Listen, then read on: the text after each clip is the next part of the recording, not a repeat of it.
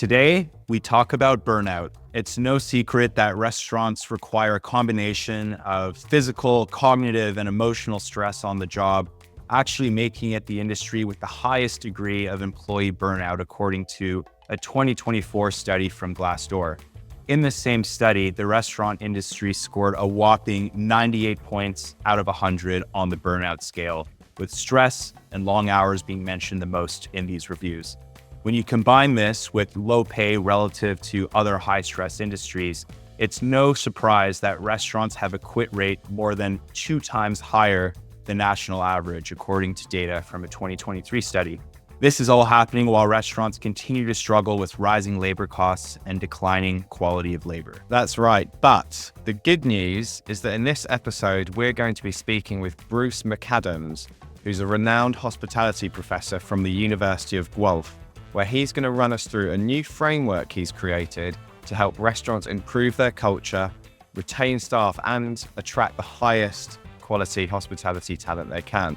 So whether you're an executive looking to improve work culture across your brand, or a general manager who might be struggling with staff retention, you won't want to miss the insights that Bruce shares in this episode. I'm George Wetz. And I'm Matt Holy, and this is The Menu Mix. Ladies and gentlemen. This is The Menu Mix. Welcome to The Menu Mix. The Menu Mix. The Menu Mix. Conversations with thought leaders about the future. The future of hospitality. Trends. Perspectives. Now sit back, pour yourself a glass of something nice, and enjoy the episode. That's so tasty.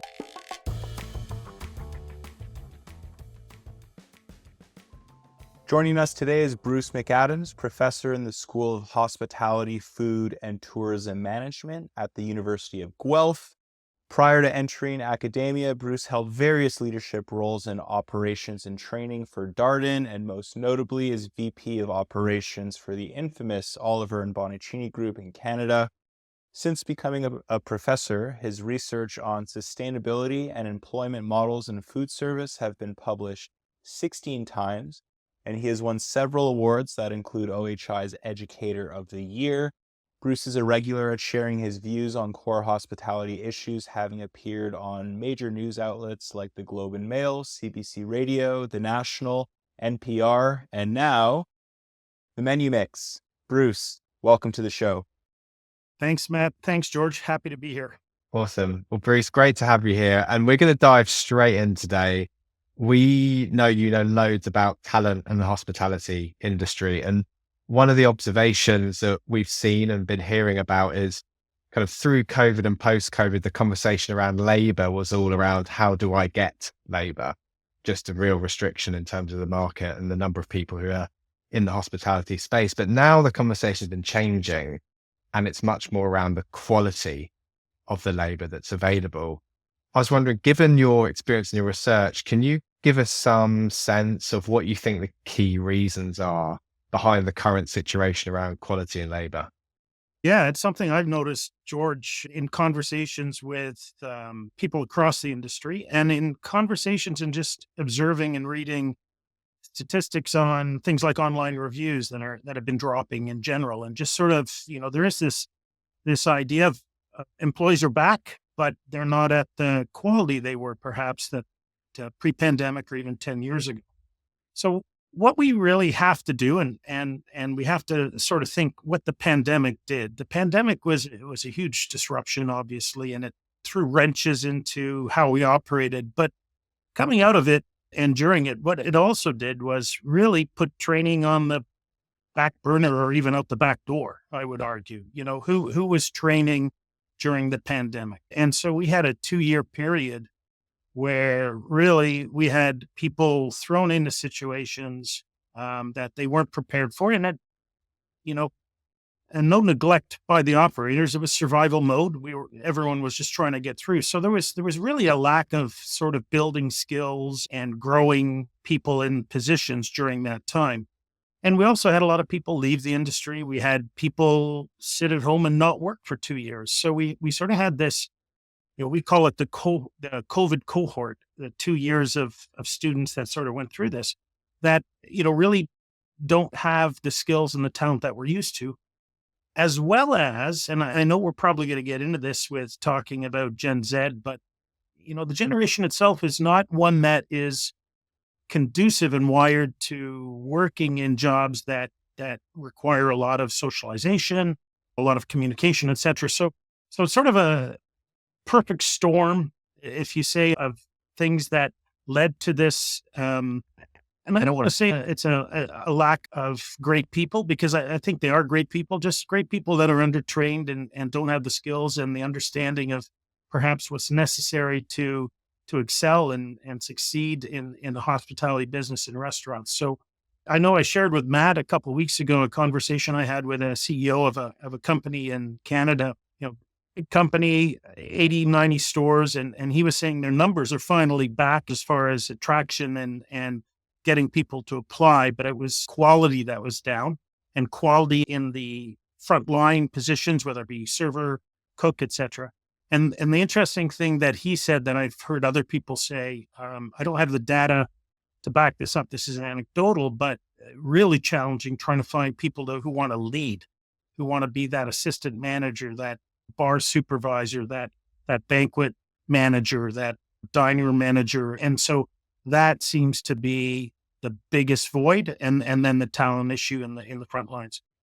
So that was what I was going to pick up on was, how is the issues around the frontline teams translating into leadership and management roles, like both kind of in store, but also in head office as well? I mean, it always used to be the way that you would, identify great high performers and frontline teams and sort of train them up and work through. But we've sort of been hearing that that's been a bit more challenging now. And, restaurant brands are going either to other brands to capture talent or even other industries, to pull them in. Like, can you just talk a bit about that relationship between the two and any specifics around like how management positions have been impacted? Yeah, well, when Matt was a student of mine, probably 10 years ago, we would have talked about hypos and, those high performance and identifying those people in your organization to train and invest in. But what we're finding now is young people are averse to leading. And I'm sure we'll get into this a little bit more. And there's a few reasons for that. So it's hard to even get them interested in wanting to be a leader so that you have a pool to identify people from. George, 6-7 years ago, I do these real life case studies every semester, and often they would be HR related, and all the HR managers would be talking about bench strength. We want to really increase our bench strength. We want to have a pipeline of talent coming up from within. And the CEO I was speaking to, for the first time in 14 years, he hired 2 of the last 3 JMs he's hired have been external. And he'd only hired internally for the past 14 or 15 years. And so this is where there is no longer that, or it's really hard to have a pipeline. It's really hard to have hypos that are people that you can identify. So we've had to change the way we approach things. And we really have to get and take a step back and say, these people aren't necessarily there. So how can we help create them? And that's an issue because Gen Z, the research will show, they don't want to lead. First of all, they have the lowest trust in leadership of any generation we've ever seen. So, in religious leaders and political leaders and business leaders, the scores are horrible. And this has been this decline in these scores from the leadership work has really been increasing throughout the generation. So millennials had a lesser view of leadership, and now even Gen Z, even less than millennials. And they associate leadership with a few things that doesn't work with what they want out of life. One is leadership. With leadership comes stress and more responsibility, and they don't want stress. And a lot of the work that's being done now is this a result of our focus on mental health and our opening the door and removing the stigma to mental health? Because when I was in the restaurant industry, I never heard the term mental health. I never had anyone come up to me and say, I'm having a bad day. I need a day off. This is 15 years ago. It was like, okay, people just did stop showing up. and it was like, okay, they pulled a runner or burnout or whatever. And now I actually published a paper 2 years ago on leader preparedness on managing mental health. And I'm getting a little off topic here, George, but I hope that's okay. Yeah, no. Yeah, one of the things I found when I interviewed chefs and leaders in restaurants was an increase in the amount of time they had to spend in managing their employees' mental health. And the old timers would say exactly what I just said. 5, 10, 15 years ago, this wasn't a consideration. Now I have employees coming and telling me when they have to take their medication and the fact that they're having a bad day, so they're not coming in because of whatever. And this is something really new to this generation. And if you think about how restaurants are perceived and how we've run restaurants in the past, that's a really hard fit because in restaurants, employees deal with an incredible amount of what we call emotional labor. If you think of physical labor, that's lifting, pushing, that's chopping, that's whatever. Emotional labor is dealing with guests, dealing with your teammates, dealing with your employees, etc. So these people want to avoid that.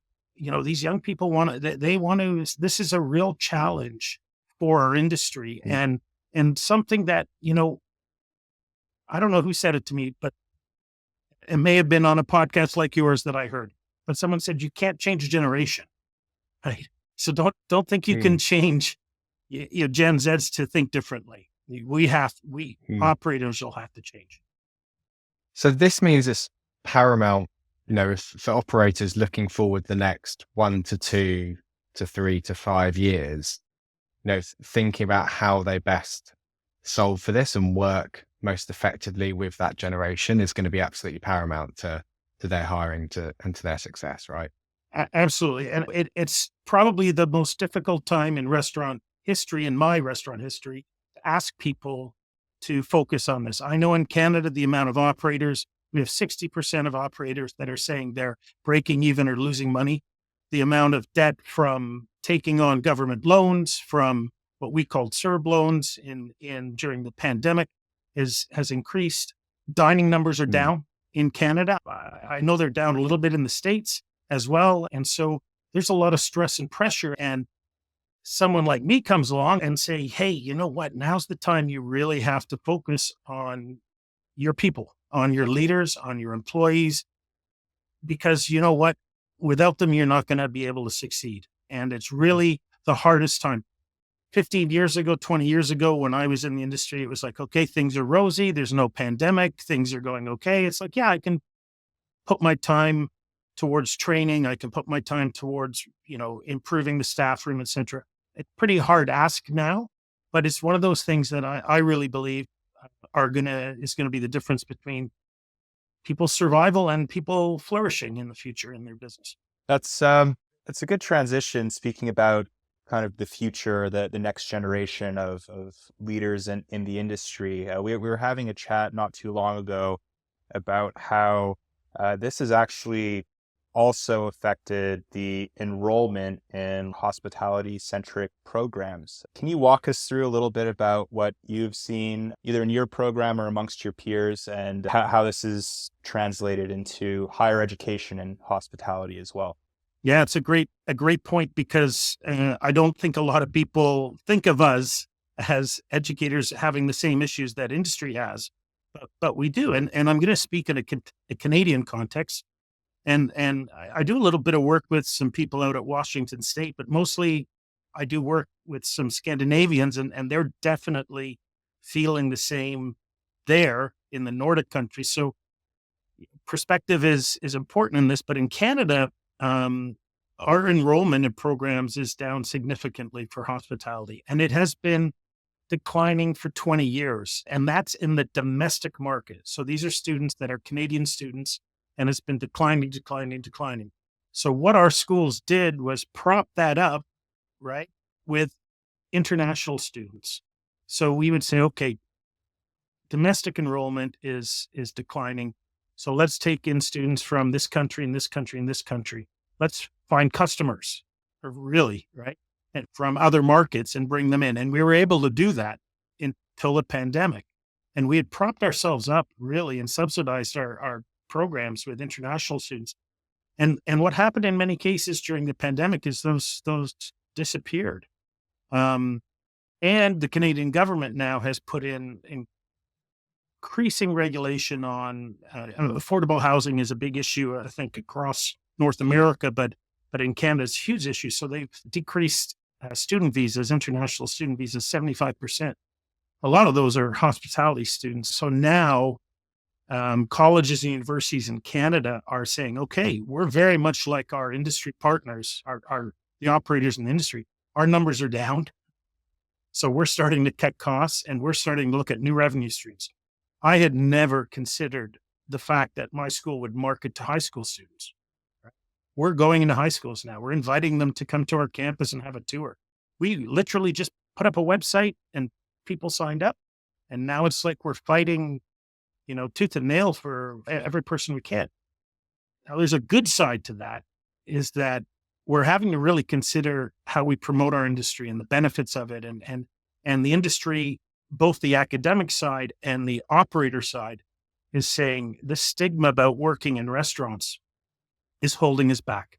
It's holding you as educators back because students don't want to apply to your program because they think the work is long hours, low pay, et cetera, et cetera. And it's hurting us in trying to get staff.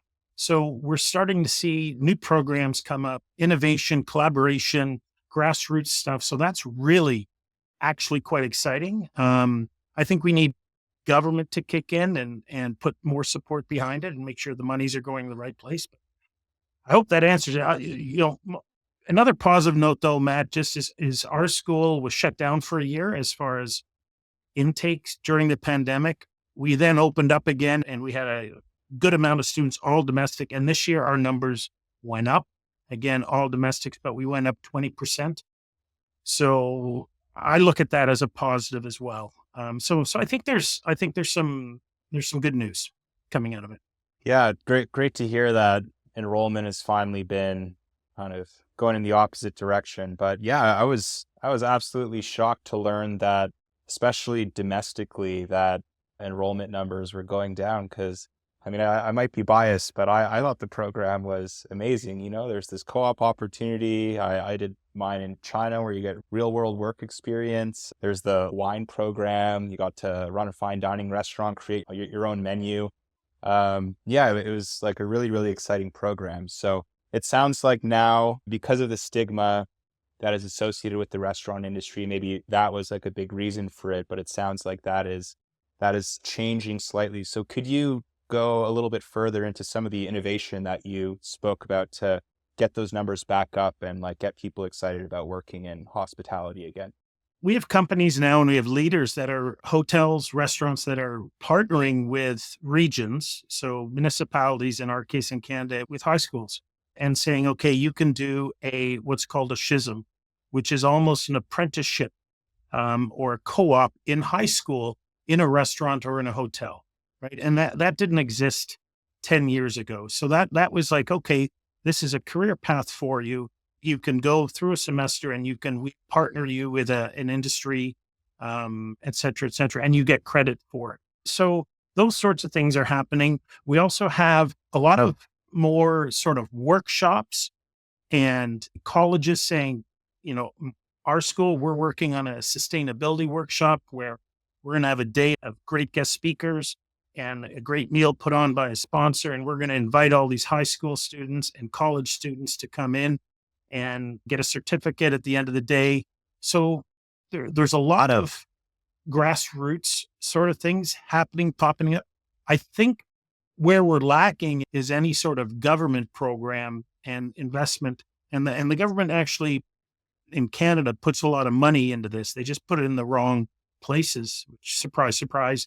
But, some sort of formal, what they're working on right now is accreditations and micro certifications. So micro certifications are becoming a big thing in education where you can take a 5-hour course and become certified in soft skills in hospitality, right? So there's lots of interesting things. To me, I look at them and I'm like, this is great and this is great, wonderful, but it's not coordinated. Right. And there's a lot of people duplicating effort. And I'm like, geez, if we ever had a sort of national plan or a strategy, it might be a little bit more efficient. Yeah, obviously tough to coordinate anything with any government body, but sounds like there are definitely some things that are moving in the right direction. Pivoting the conversation a little bit, you recently released a really interesting framework, kind of bringing this back to work culture and burnout. And during that downtime, just after COVID, you had some time to really sink your teeth into some research in this space. Would you be able to walk us through your regenerative employment model and the term that you use a lot, like the grind of working in hospitality? But what are some of the practical things that operators could take from this framework to combat the grind in order to attract and retain talent in the hospitality industry? Yeah, I'm glad you asked about that, Matt.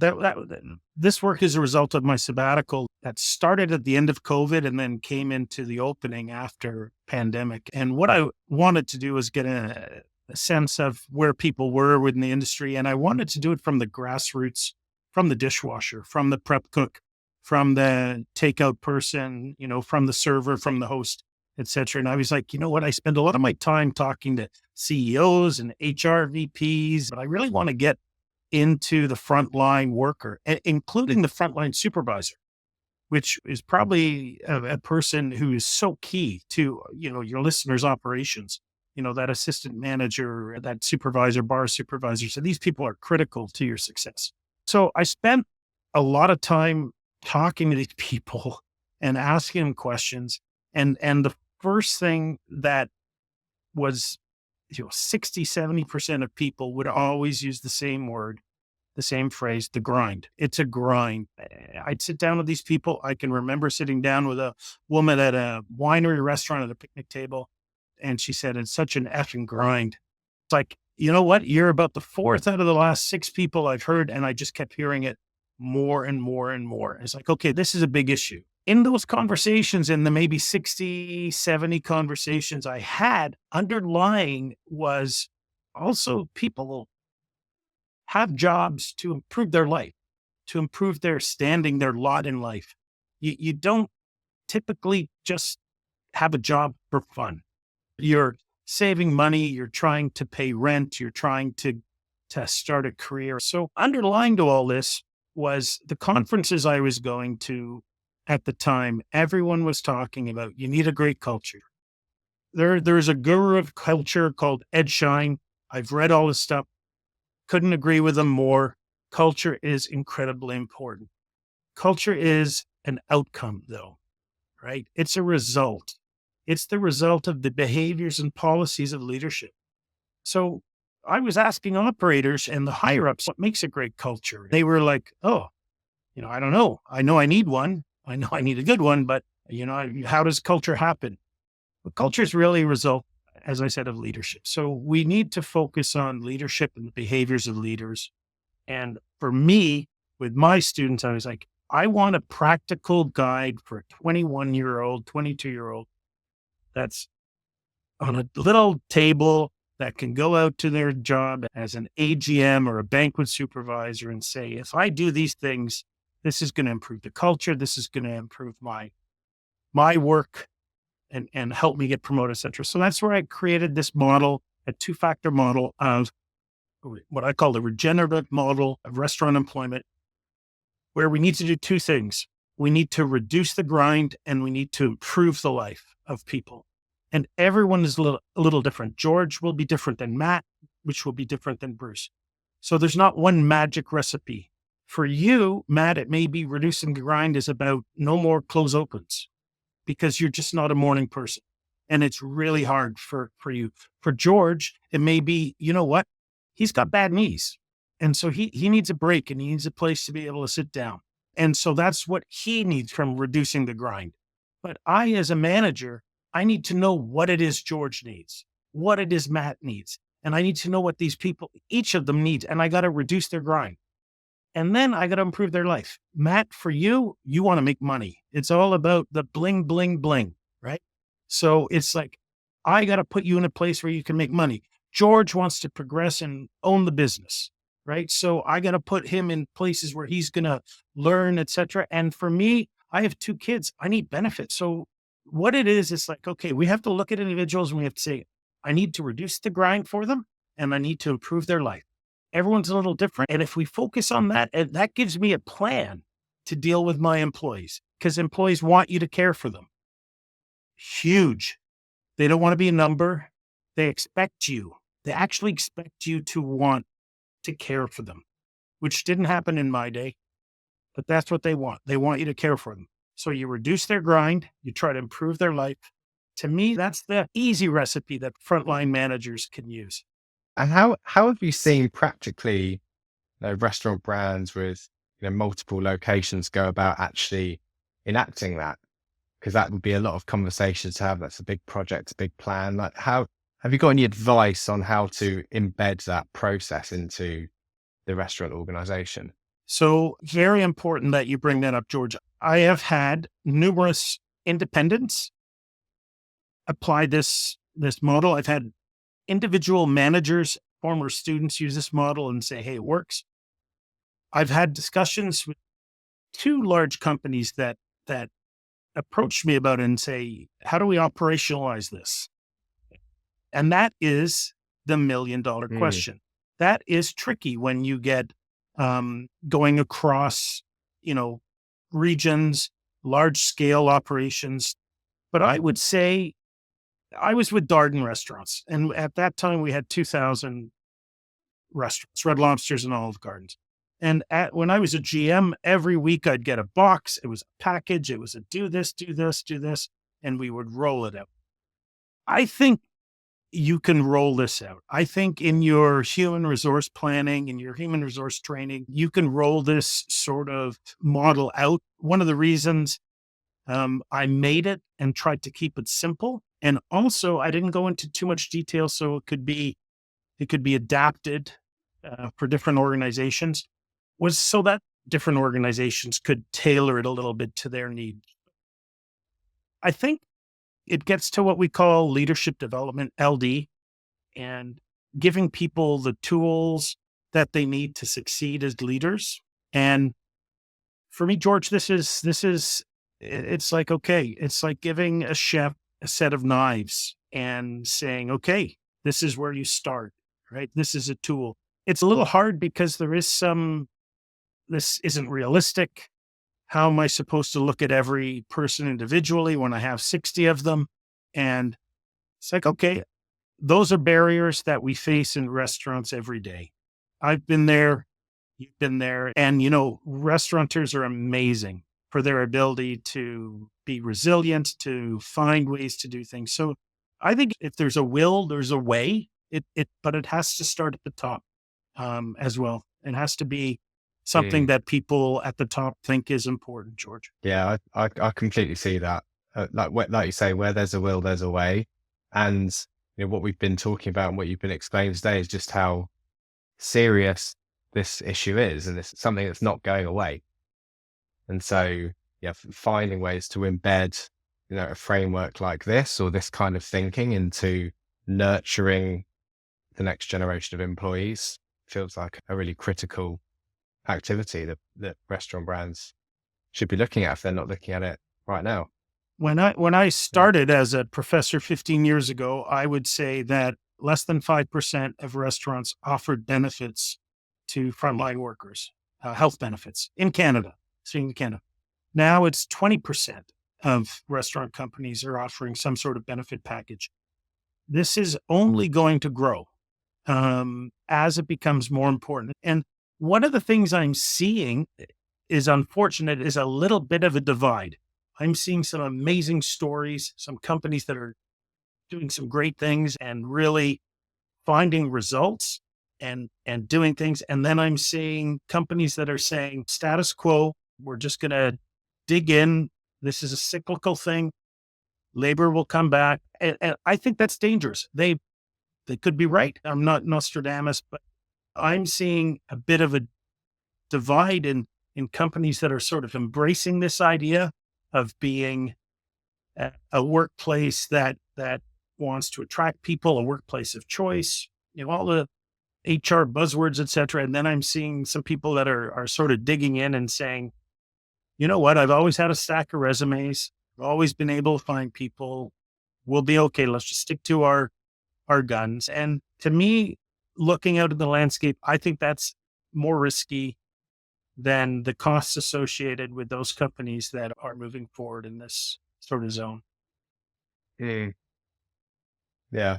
I think it's important maybe just to talk a little bit more about Gen Z in this generation, because I think understanding and really empathizing with, any generation, any group is the foundation from which you can then build relationships and make progress together. And we quite often hear a lot about Gen Z that's less positive, I would say, when we're in kind of conversations or you hear in the media. And I recently was actually at a talk with a lady who's sort of expert in generational differences. And we had representatives from baby boomer, Gen X, millennials, and Gen Zs all in the room.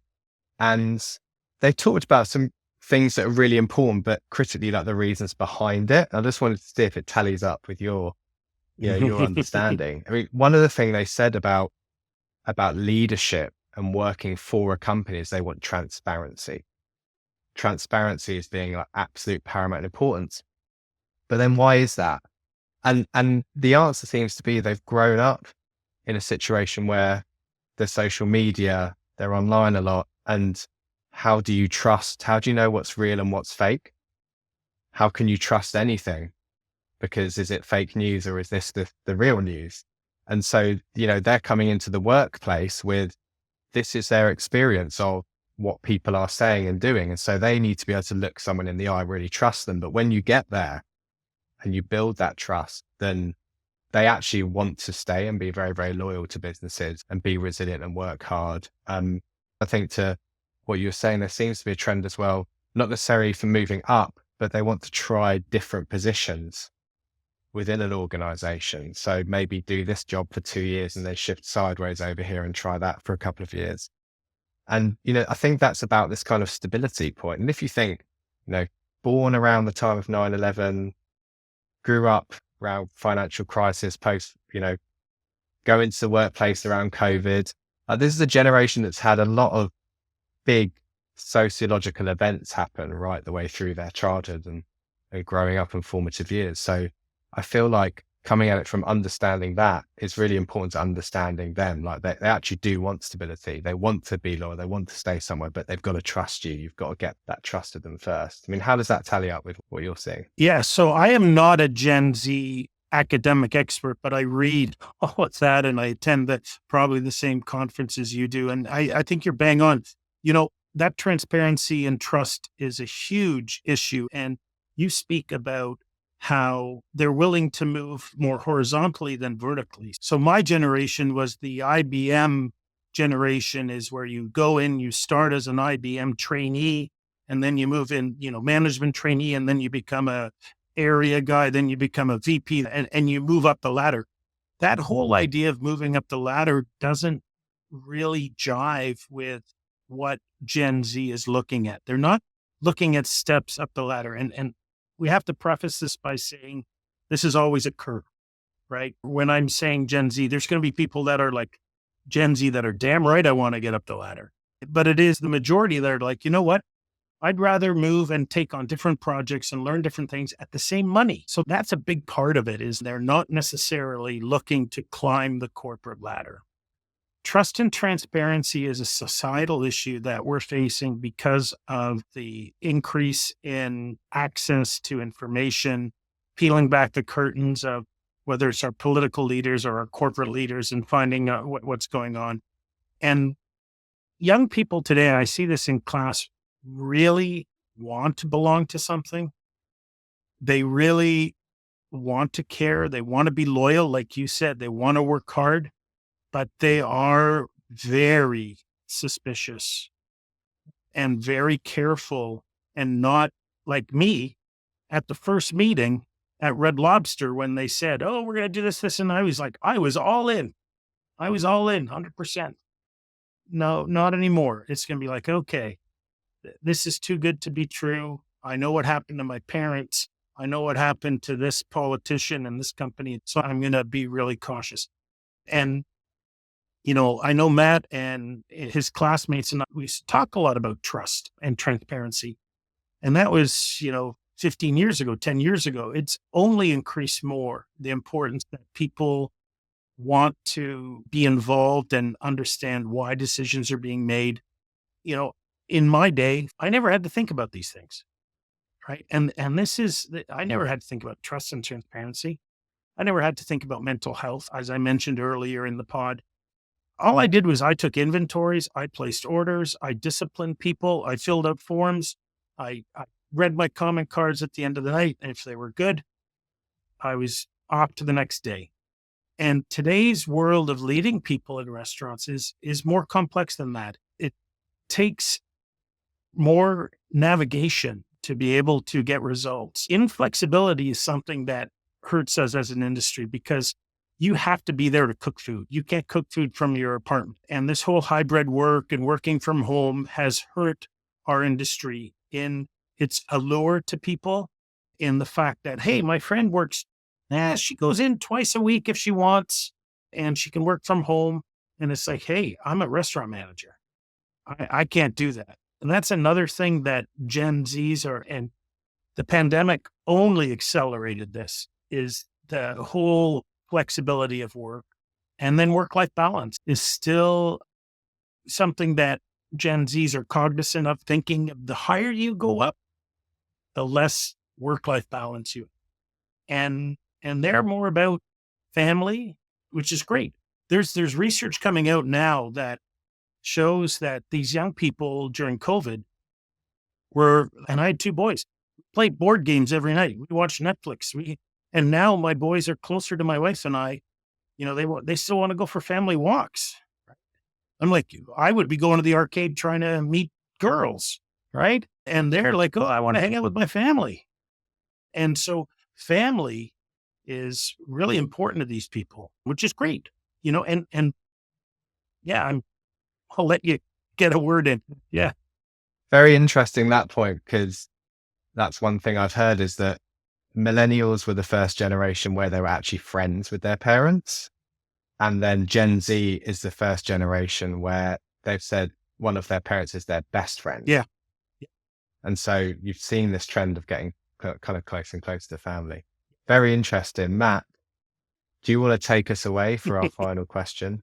Well, yeah, it's just kind of nice talking about that. And it is nice to transition into the future and what you seem hopeful for. And, we were talking about this a couple of weeks ago, how the industry could be a little doom and gloom sometimes. It is a grind. And, right now numbers are down and it's really tough for the operators to navigate through. But I feel, and I think you feel as well, Bruce, that there is almost this light at the end of the tunnel and a bunch of stuff to be really hopeful and excited for in the next 3 to 5 years. So in that time span, what really excites you about the future of hospitality based on your research and based on this kind of next generation entering the industry?